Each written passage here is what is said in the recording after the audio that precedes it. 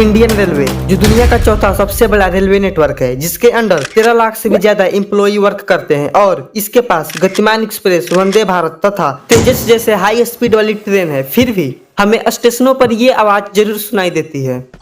कृपया ध्यान दीजिए, वाराणसी जोधपुर मरुधर एक्सप्रेस अपने निर्धारित समय 12:05 से 2 घंटे 50 मिनट की देरी से प्लेटफॉर्म नंबर 4 पर आएगी।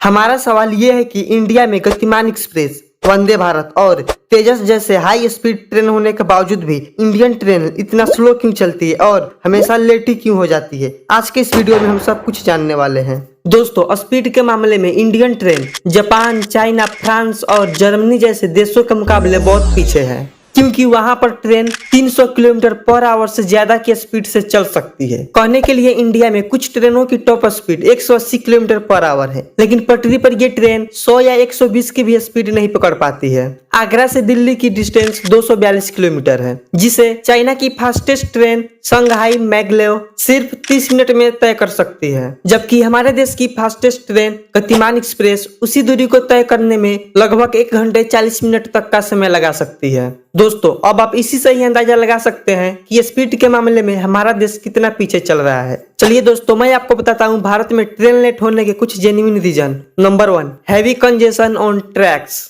हमारे देश भारत में हर साल नए नए ट्रेन का उद्घाटन तो कर दिया जाता है, लेकिन वह ट्रेन किस ट्रैक पे दौड़ेगी इस बात पर ज्यादा ध्यान नहीं दिया जाता है। रिसेंटली इंडिया में 22,500 से भी ज्यादा ट्रेनों की संख्या है, लेकिन ट्रैक की लंबाई सिर्फ 68,000 किलोमीटर है, जिसमें से 54,000 किलोमीटर ट्रैक तो सिर्फ अंग्रेजी बना गए थे। यानी कि पिछले 73 सालों में इंडियन गवर्नमेंट ने सिर्फ 14,000 किलोमीटर ही ट्रैक बनाए हैं। हमारे देश में हर एक साल ट्रेनों की संख्या तो बढ़ रही है, लेकिन रिक्वायरमेंट के हिसाब से ट्रैक की संख्या वही की वही है। यही वजह है कि किसी ट्रेन को आगे बढ़ाने के लिए दूसरी ट्रेन को रुक कर इंतजार करना पड़ता है और फिर नतीजा यही निकल कर आता है कि हमारी ट्रेन घंटों लेट हो जाती है। Number 2, poor infrastructure. दोस्तों, इंडिया में कुछ ऐसे भी ट्रैक है जिन्हें रिपेयर या फिर फुल रिप्लेसमेंट की आवश्यकता है और ये पुअर इंफ्रास्ट्रक्चर ट्रेन के स्पीड को काफी ज्यादा इफेक्ट करता है। अगर हम नए ट्रैक की एवरेज लाइफ देखें तो 25 से 30 सालों की होती है, लेकिन हमारे यहाँ तो 50 सालों से भी ज्यादा पुराने ट्रैक है जिन पर ट्रेन को चलाना काफी खतरनाक हो सकता है। इसके अलावा पुअर इंफ्रास्ट्रक्चर की वजह से इंडियन ट्रेन के स्पीड लिमिट पर कई तरह की रेस्ट्रिक्शन लगा दिए जाते हैं, जैसे कि पुराने ब्रिज पर स्पीड को स्लो डाउन करना, खराब ट्रैक पे लगातार चलने वाले मरम्मत की वजह से ट्रेन की स्पीड को कम करना या फिर घनी आबादी वाले शहर को पार करते हुए धीमा चलना।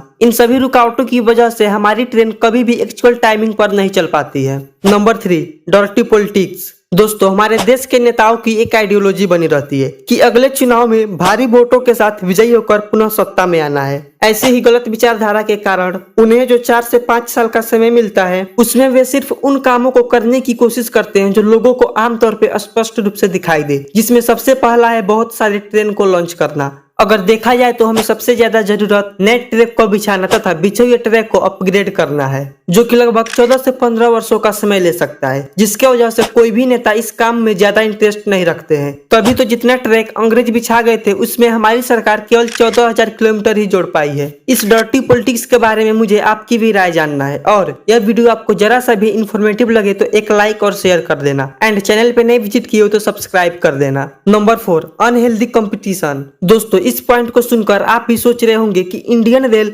अपने ही देश में किससे कम्पीट करेगी। असल में इंडियन रेलवे अलग अलग जोन में डिवाइड है और अलग अलग जोन के ऑफिसर्स दूसरे जोन के ट्रेन को लेट कराने के लिए उन्हें पास ही नहीं देते हैं, जो एक अनहेल्दी कंपटीशन का रूप ले लेता है। एक्चुअली हर एक जोन के ऑफिसर्स इंडियन रेलवे नेटवर्क में अपने जोन को बेहतर दिखाना चाहते हैं और इस प्रकार एक दूसरे से कम्पीट करते रहते हैं।